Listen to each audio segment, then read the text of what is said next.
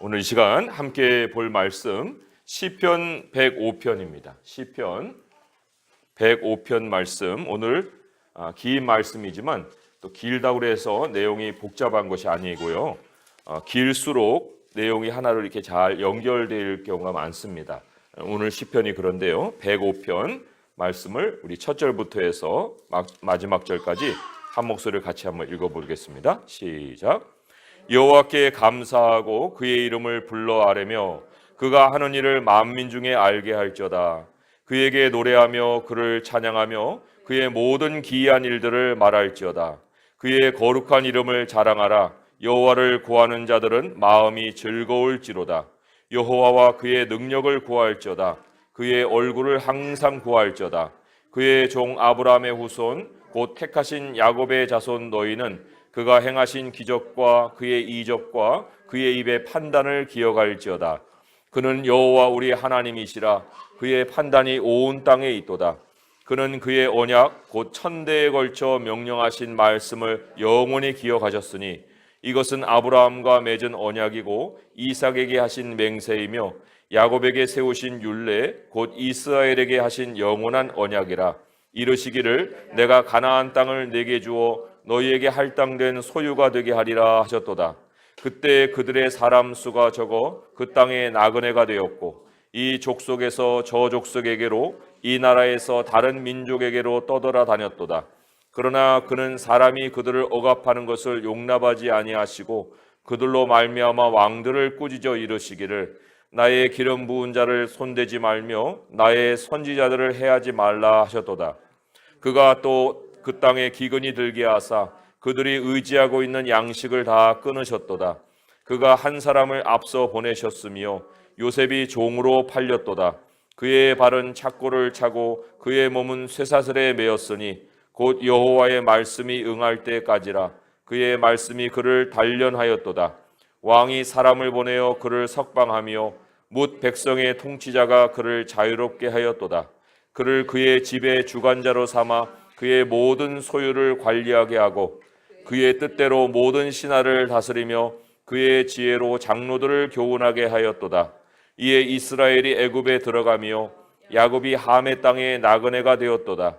여호와께서 자기의 백성을 크게 번성하게 하사 그의 대적들보다 강하게 하셨으며 또 그 대적들의 마음이 변하게 하여 그의 백성을 미워하게 하시며 그의 종들에게 교활하게 행하게 하셨도다.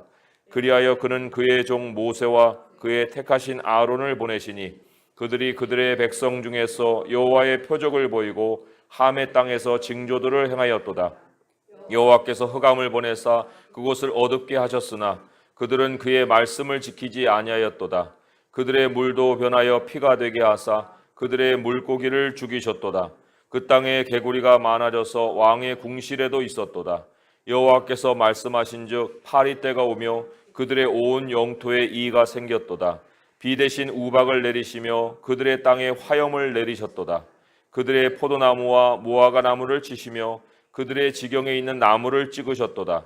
여호와께서 말씀하신즉 황충과 수많은 메뚜기가 몰려와 그들의 땅에 있는 모든 채소를 먹으며 그들의 밭에 있는 열매를 먹었도다. 또 여호와께서 그들의 기력의 시장인 그 땅의 모든 장자를 치셨도다. 마침내 그들을 인도하여 은금을 가지고 나오게 하시니 그의 지파 중에 비틀거리는 자가 하나도 없었도다. 그들이 떠날 때 애굽이 기뻐하였으니 그들이 그들을 두려워함이로다. 여호와께서 낮에는 구름을 펴사 덮개를 삼으시고 밤에는 불로 밝히셨으며 그들이 구한즉 메추라기를 가져오시고 또 하늘의 양식으로 그들을 만족하게 하셨도다. 반석을 여신즉 물이 흘러나와 마른 땅에 강같이 흘렀으니 이는 그의 거룩한 말씀과 그의 종 아브라함을 기억하셨음이로다. 그의 백성이 즐겁게 나오게 하시며 그의 택한 자는 노래하며 나오게 하시고 여러 나라의 땅을 그들에게 주시며 민족들이 수고한 것을 소유로 가지게 하셨으니 이는 그들이 그의 율례를 지키고 그의 율법을 따르게 하려 하심이로다. 할렐루야. 아멘. 네, 하나님의 약속은 얼마나 강력한가? 그 말씀이 강력함이 오늘 8절에 이렇게 기록이 되어 있어요. 그는 그의 언약 곧 천대에 걸쳐 명령하신 말씀을 영원히 기억하셨느니라. 천대에 걸쳐 명령하신 말씀이다. 이렇게 말씀의 아주 능력을 선포하고 있습니다. 아브라함이나 이삭이나 야곱이나 오늘 소개가 되는데 그 세 사람을 이어봐야 3대밖에 되지를 않습니다. 그런데 이 3대에 걸쳐서 하나님이 약속을 이행하셨어요. 그런데 이 3대에 걸친 약속의 이행은 앞으로 1000대에 걸쳐 하나님이 어떻게 약속을 이행하실지에 대한 본을 남기는 사건이었습니다. 그 1000대의 흐름이 어디까지인가? 이 갈라디아서 3장 29절이 이렇게 말씀합니다. 너희가 그리스도의 것이면 곧 아브라함의 자손이요 약속대로 유업을 이을 자니라. 이 모든 그리스도인이 바로 아브라함의 자손이다 이렇게 선포를 하고 있어요. 그러니까 아브라함에게 일어나고 또 이삭에게 일어나고 야곱에게 일어난 이 하나님의 역사의 패턴이 우리 앞에서 우리가 어떤 삶을 또한 앞으로 살아갈 것이냐 하는 것을 보여주기 위해서 일어난 예시다. 예시적인 사건이다. 이런 의미라는 것이죠. 그러면 그 약속의 내용은 무엇이었느냐? 이때 아브라함의 약속은 언약이라고도 얘기를 하는데 그 언약의 내용이 무엇이냐 하는 걸 우리가 좀 깊이 알 필요가 있습니다. 사실 하나님 말씀이 담고 있는 많은 다양한 그 약속들이 있어요. 다양한 상황에서 또 다양한 소망을 품게 하는 이 다양한 말씀들이 있는데 그 모든 것을 한번 우리가 공통으로 내용을 분석을 해보면은 모두가 다 이 아브라함의 언약의 내용이라는 것에 귀결이 된다는 거예요. 굉장히 놀라운 사실입니다. 그래서도 우리가 이 아브라함의 언약을 이해를 해야 그 이후로 주어지는 모든 하나님의 약속들에 대한 깨달음을 또한 가질 수가 있어요. 이 아브라함의 언약의 내용이 창세기 12장 1절에서 3절에 나옵니다. 우리 맨 앞에 있는 책인데 창세기 12장 1절에서 3절까지 말씀을 우리 같이 한번 찾아서 읽어볼 거예요. 창세기 12장 1절에서 3절까지 말씀 함께 읽고요. 거기에 세 가지 약속의 내용이 있다는 것을 염두에 두시고 같이 한번 읽어보기 바랍니다. 1절부터 시작. 여호와께서 아브라함에게 이르시되 너는 너의 고향과 친척과 아버지의 집을 떠나 내가 네게 보여줄 땅으로 가라. 내가 너로 큰 민족을 이루고 내게 복을 주어 내 이름을 창대하게 하리니 너는 복이 될지라. 너를 축복하는 자에게는 내가 복을 내리고 너를 저주하는 자에게는 내가 저주하리니 땅의 모든 족속이 너로 말미암아 복을 얻을 것이라 하신지라. 1절에는 땅에 대한 약속이 나오고요. 또 2절에는 민족에 대한 큰 민족에 대한 약속이 나오고요. 또 마지막 3절에는 복에 대한 약속이 나와 있습니다. 이 세 가지 약속이 어떤 우리 땅에서 이루어지는 육적인 성취다라고만 우리가 할 수가 없어요. 그 육적인 의미를 가지고는 있지만 그러나 또한 마지막에는 영원한 하나님의 나라를 목표로 하는 약속이에요. 그래서도 이 영적인 차원에까지 광범위한 범위를 갖고 있는 언약이 바로 아브라함의 언약이다. 영육간에 어떻게 우리가 삶을 끌어가야 되는가 하는 것을 다루고 있는 이 내용이라고 볼 수가 있어요. 그런데 이 약속을 우리 삶에 성취할 수 있기 위해서는 하나님이 우리에게 요구하시는 것이 있는데 그걸 우리가 따라야 합니다. 하나님이 우리에게 아무리 강력한 약속을 주셔도 우리가 그 하나님의 약속에 대해서 그 요구하시는 바를 따르지 않으면 아무리 그것이 강력하고 영육간의 전반적인 것을 다 어우를 수 있는 능력을 가지고 있어도 우리에게 그 말씀의 혜택이 찾아오질 않는다는 거예요. 그 말씀의 능력이 능력으로 역사하지 않는다는 것입니다. 오히려 행복이 찾아오기보다도 고통이 우리에게 또 올 수가 있어요. 말씀을 벗어나는 삶에 고통이 있다. 예레미야 2장 19절의 말씀이 이렇게 기록이 되어 있거든요. 너의 악이 너를 징계하겠고 너의 반역이 너를 책망하는 것이라. 그런즉 내 여호와 하나님을 버림과 내 속에 나를 경외함이 없는 것이 악이요 고통인 줄 알라. 주 만군의 여호와의 말씀이니라. 우리는 보통 하나님이 우리를 징계하는 거라고 생각을 합니다. 그런데 오늘 예레미야 말씀 보게 되면 내 악이 너를 징계하겠다고 말씀을 했어요. 그 징계의 원인을 깊이 따져보니까 우리의 악이 우리를 징계하고 있다는 거예요. 인생의 고통이 어디에 원인이 있는가 이렇게 살펴보니까 그것이 하나님께 있는 것이 아니라 내 안에 하나님의 말씀 또는 하나님을 너무 가볍게 여기거나 또 하나님을 무시하거나 아니면 심지어 하나님을 등지는 것에서 찾아온다. 그렇다는 것은 하나님은 이 아브라함의 언약을 통해서 우리에게 행복을 주고자 하시고 그러기 때문에 우리에게 무언가를 요구하신다는 것인데 도대체 무엇을 우리에게 요구를 하시는가? 그 요구사항을 우리가 또한 하나씩 볼 필요가 있고요. 가장 첫 번째 요구사항이 모든 그 요구사항의 기본이 되는 그 사항입니다. 첫째는 우리에게 나그네의 삶을 살아라 이렇게 요구하셔요. 1절이 그랬잖아요. 여호와께서 아브라함에게 이르시되 너는 너의 고향과 친척과 아버지의 집을 떠나 내가 내게 보여줄 땅으로 가라 그랬어요.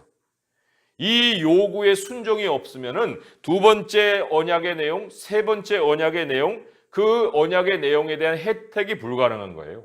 오늘 말씀으로 시편으로 돌아옵니다. 오늘 말씀으로 돌아오게 되면은 몇 번 반복되는 한 단어가 있습니다. 12절의 말씀을 보면 그때 그들의 사람의 수가 적어 그 땅에 나그네가 되었다.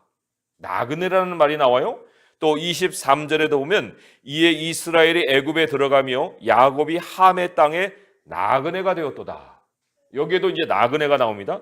또 43절 마지막쯤 가가지고는요. 그의 백성이 즐겁게 나오게 하시며 그의 택한 자는 노래하며 나오게 하신다. 나오게 하신다는 것도 나그네의 삶을 암시하고 있어요. 하나님이 아브라함에게는 고향을 떠나고 친척을 떠나고 또 아비의 집을 떠나라 그렇게 하셨습니다. 그리고는 첫 번째 언약의 내용인 땅을 약속하셨어요. 그런데 막상 이 아브라함이 그 땅에 도달을 해서 가나안 땅에 정착을 했느냐? 그렇지 않아요. 가나안 땅에 도달을 했긴 했는데 그의 신분은 여전히 나그네였다는 거예요. 11절 12절의 말씀이 이렇게 기록이 되어 있잖아요. 오늘 시편인데 이르시기를 내가 가나안 땅을 내게 주어 너에게 할당된 소유가 되게 하리라 하셨도다. 그때 그들의 사람의 수가 적어 그 땅에 나그네가 되었다. 아니 가나안 땅을 너에게 주었다 그러고 할당된 소유가 되게 하셨다 해놓고 왜 그 신분은 나그네가 되게 하시는 거예요? 사도행전에 보면은 아브라함에게 발붙일 만한 땅도 유업으로 주지 않았다. 이렇게 얘기하고 있습니다. 아브라함만이 아니라 이삭도 그랬고 야곱도 그랬습니다. 오히려 아브라함이나 이삭이나 가나안 땅에 이 정착하지 않았고 그리고 이 13절처럼 이족 속에서 저족 속에게로 이 나라에서 다른 민족에게로 떠돌아다녔다는 거예요. 야곱의 시대에는요. 그 땅을 매우 오랜 세월 떠나게 만드십니다. 400년 동안 애굽으로 가서 거기서 보내게 하셨어요. 그러니까 모양으로는 정착을 하는 것 같은데 실제는 떠날 날이 정해져 있는 것 같은 그 인생을 하나님이 살게 하셨다는 겁니다. 그리고는 결국 애굽에서 400년을 보낸 후에 43절에 보니까 그의 백성이 노래하며 나오게 하셨다. 노래는 했지만 결국은 나오는 이 삶을 살게 하셨잖아요. 나그네의 삶을 살게 하셨다는 거예요. 물론 44절에 보면 여러 나라의 땅을 그들에게 주셨다는 말씀이 또 있어요. 이거는 이제 여호수아 때 다시 가나안 땅으로 돌아가서 그 나라 땅의 여러 민족들을 정복하는 그 사건을 일컫는 말씀이죠. 그런데 나중에 보게 되면 다시 또 바벨론으로 끌려갑니다. 로마에게 또 정복이 됩니다. 그리고는 이 유대 민족이 흩어져 버려요. 그리고는 이 문자적인 유대인들은 2000년이나 흐른 후에야 나라를 다시 찾게 되는 거예요. 그동안에 이방인들이 그 땅을 짓밟는 시기를 보냈지 않습니까? 그러니까 정착이 목적이 아니었다면 왜 하나님이 이 땅을 약속하셨을까? 이게 우리에게 굉장히 궁금해지는 거예요. 그런데 하나님의 백성에게는 영원히 거할 땅이 있거든요.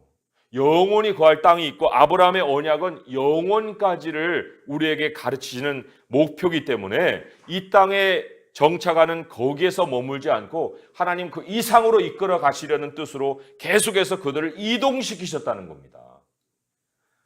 아브라함에게 약속하신 땅은 가시적으로는 가나안 땅이에요.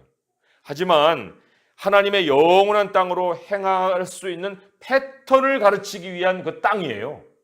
패턴을 남기기 위한 땅이지 그 땅 자체가 마지막 행선지로 주어진 땅이 아니었다는 것입니다. 그렇기 때문에 그 땅에 도착은 했지만 신분은 나그네였다. 그래서도 신약의 백성들을 일컬어서 흩어진 나그네다 이렇게 얘기를 하고 있어요. 그리스도인들은 정착민들이 아닙니다. 우리가 아브라함의 자손이고 그의 언약의 이 100% 혜택을 받고자 한다면 나그네의 삶으로 우리의 삶의 모습을 바꿔야 돼요. 땅에 뿌리 내리려는 이 사람은요, 아브라함의 언약이 작동하지 않습니다. 아브라함의 언약의 혜택을 하나님이 주려는 그 일을 하지를 않으신다는 거예요. 만약 정착을 하려고 한다, 우리가 이 땅에. 그럴 수도 없잖아요. 마지막에 인생은 다 떠나는 거잖아요. 그런데도 그러한 어리석은 생각으로 이 땅에 정착하려고 한다 할 때 예상되는 하나님 백성의 모습을 이렇게 예견을 했습니다. 신명기 말씀을 한번 보세요. 신명기 32장의 말씀에 13절과 15절을 잘 비교를 해볼 필요가 있어요. 신명기 32장 13절과 15절의 말씀입니다. 구약성경 314쪽에 있어요. 신명기 32장 13절의 말씀 찾으셨으면은 제가 읽어볼게요. 이거는 굉장히 날렵한 삶이에요. 이동하는 삶입니다. 신명기 32장 13절을 제가 읽습니다. 여호와께서 그가 땅의 높은 곳을 타고 다니게 하시며 밭에 소산을 먹게 하시며 반석에서 꿀을 굳은 반석에서 기름을 빨게 하셨다. 이 이동하는 삶 속에서 풍요함이 있습니다. 그런데 15절에 보면은 이제 비대한 삶이 나와요. 15절의 말씀을 같이 읽어볼까요? 시작. 그런데 여수론이 기름짐에 발로 찼도다. 내가 살찌고 비대하고 윤택함에 자기를 지으신 하나님을 버리고 자기를 구원하신 반석을 업신 여겼도다. 예, 오히려 정착한 삶 속에는 이 살찐 삶, 움직일 수 없는 삶, 그리고 굉장히 탐욕스러운 삶, 이러한 삶으로 바뀌어버린 이 이스라엘 백성들의 모습을 발견하게 되는 거죠. 나그네 삶이 고달픈가?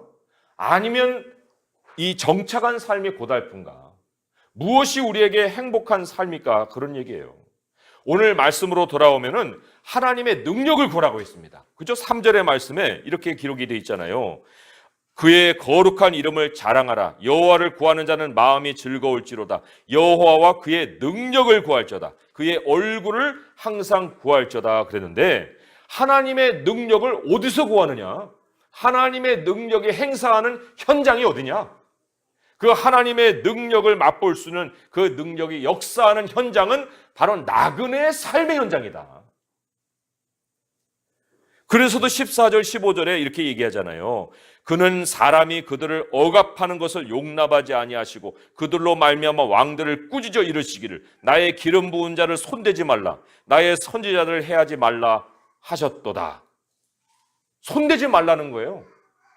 이런 말씀이 선포될 때 아브라함은요, 사실 애굽까지 내려가서 자기 아내를 누이라고 거짓말했어요.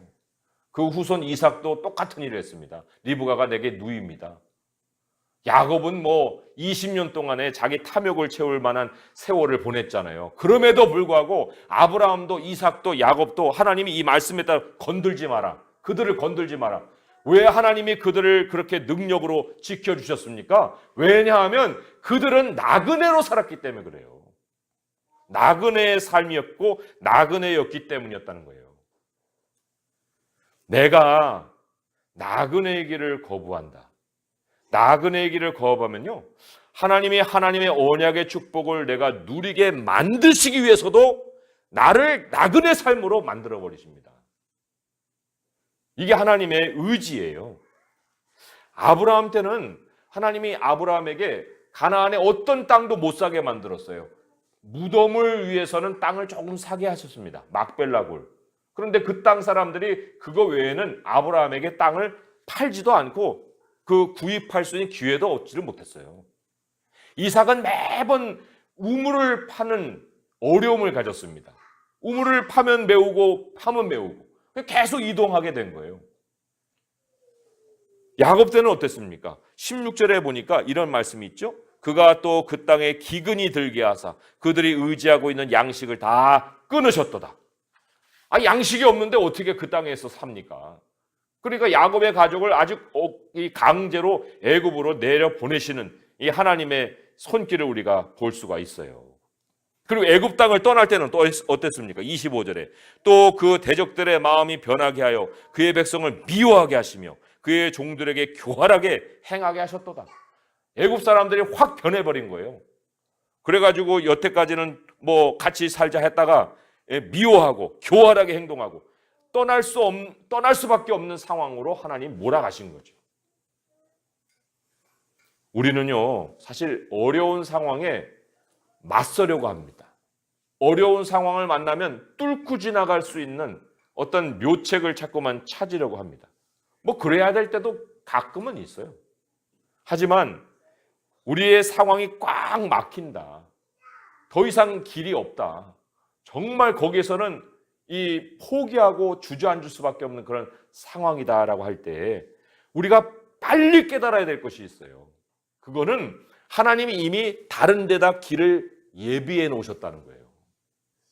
거기에서 더 버티고 해결하고 문제를 지속해서 이어가는 그것이 해답이 아니라 하나님께서 그 다른 국면으로 인도하시고자 그 길을 막으신 표시라는 것입니다. 우리가 우리의 인생을 토막을 내서 한번 뒤를 돌아보세요. 한 단계에서 이 다른 단계로 넘어갈 때 거기까지였기 때문에 거기서 멈추고 다른 단계로 넘어간 때가 굉장히 많습니다. 우리가 떠나온 자리에 지금 다시 갈 수 있을 것 같죠.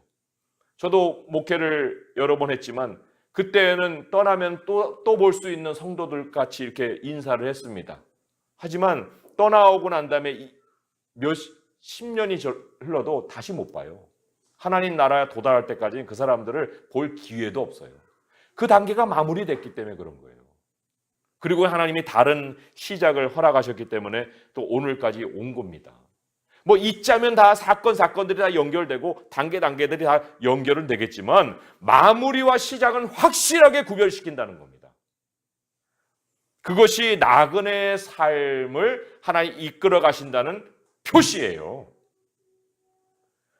무엇에 미련을 두고 집착을 하고 안 뺏기려고 하고 뒤돌아보고 후회하고 다시 그 모습이 되고 싶어하고 도대체 인생의 불행이 어디서 오는 겁니까?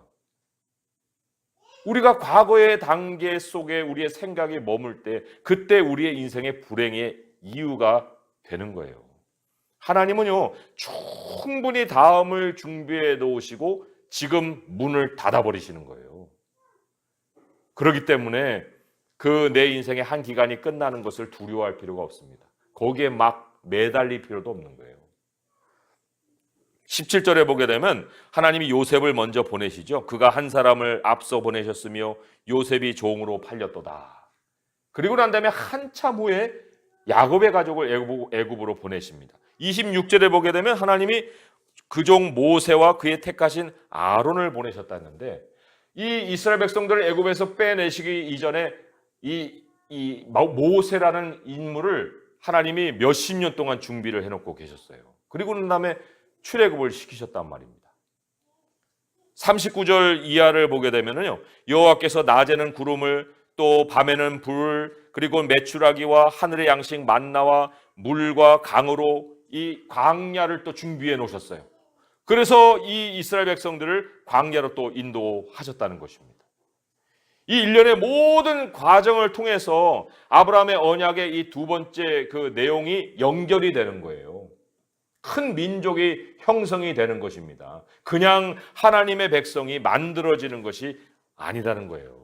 여기저기 나그네로 살고 있는 사람들이 흩어진 곳에서 하나님이 이끌어 가시는 방향으로 모여가면서 거기에서 민족이 형성이 되고 교회가 형성이 되는 것이다. 그런데 한 사람 한 사람이 나그네로 안 산다면 어떻게 교회라는 것을 우리 하나님이 세워 가실 수 있겠습니까?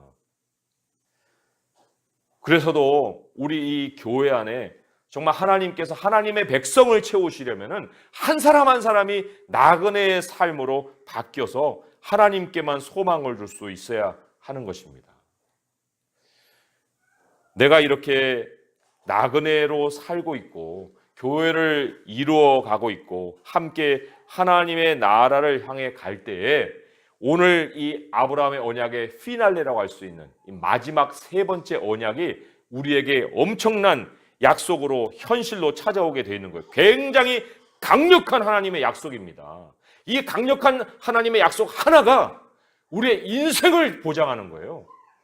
그런데 이 인생을 보장하는 약속이 무엇이 전제되어야 되느냐? 내가 나그네야 되고 그리고 하나님의 교회를 이루는 행절 속에서 함께 해야 된다는 거예요. 창세기 12장 3절의 말씀, 굉장한 강력한 하나님의 능력의 약속입니다. 같이 한번 창세기 12장 3절의 말씀 다시 한번 찾아서 함께 읽어보도록 하겠습니다. 창세기 12장 3절의 말씀이에요. 같이 읽어봅니다. 시작. 너를 축복하는 자에게는 내가 복을 내리고 너를 저주하는 자에게는 내가 저주하리니 땅의 모든 족속이 너로 말미암아 복을 얻을 것이니라. 네, 이 약속이에요. 하나의 약속입니다. 근데 이 약속 하나가 우리를 행복자가 되게 하고 무적이 되게 한다. 하나님이 보장하시는 약속의 사람이 되게 하신다는 겁니다. 하나님께서 자기 백성을 이동시킬 때에 이 약속을 우리가 늘 묵상하고 또 기억하고 이 약속이 있기 때문에 내가 이동할 수 있다는 확신을 가질 수 있어야 됩니다.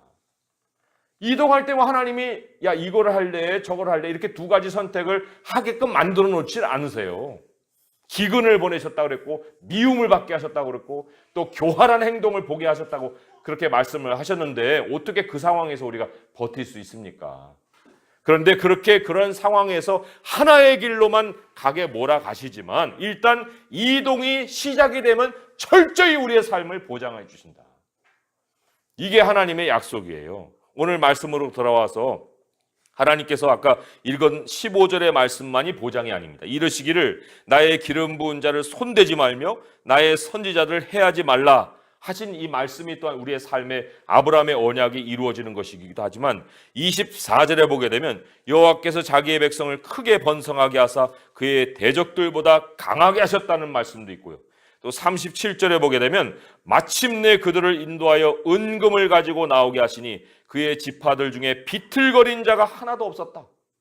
이러한 약속도 있고요. 또 43절, 44절에 보면은 그의 백성이 즐겁게 나오게 하시며 그의 택한 자는 노래하며 나오게 하시고 여러 나라의 땅을 그들에게 주시며 민족들이 수고한 것을 소유로 가지게 하셨다. 세상의 모든 쌓은 재물조차도 이 하나님의 백성이 누리게 하신다는 것입니다. 이게 하나님이 보장한 약속이에요. 그런데 결국 이 소유는 하나님의 성전을 짓는 재물의 그 재료가 되었는데 여기서 착각하지 말아야 될 것이 있습니다. 이동합니다. 하나님의 교회를 섬깁니다. 그리고 하나님께서 우리를 지켜주십니다. 그리고는 이 우리가 손을 내지 않고 우리가 벌지 않았던 수고하지 않았던 소유를 하나님이 채워주십니다. 왜 이런 것이 채워지지? 하나님이 나에게 은혜를 주시네, 복을 주시네. 그런데 거기서 착각하지 말아야 될 것이 이게 정착을 위한 재료가 아니라는 거예요. 거기에서 또 사람들은 무너지기가 쉽습니다. 궁극적인 복의 목적은 오늘 말씀 읽은 마지막 절이에요. 45절의 말씀 함께 읽어볼게요. 시작. 이는 그들이 그의 율례를 지키고 그의 율법을 따르게 하려 하심이로다. 할렐루야. 하나님의 말씀을 따라서 더 살 수 있게 만드시는 하나님의 목적이 바로 우리를 복 주시는 그 손길의 목적이라는 것입니다. 그리스도인의 출발에도 하나님의 말씀이 있고요. 또 한 단계 한 단계 삶을 이동해 가는 데에도 하나님의 목적은 우리가 더욱 하나님의 말씀대로 사는 그 모습에 있는 것입니다. 이 하나님의 큰 언약의 틀 안에 다른 세세한 하나님의 약속들이 다 담겨져 있기 때문에 하나님이 한 단계에서 다른 한 단계로 넘어가게 하시면서 그의 율례를 지키고 그의 율법을 따르게 하시는 이 일을 행하시는 것이 우리에게 찾아오는 행복인 거예요.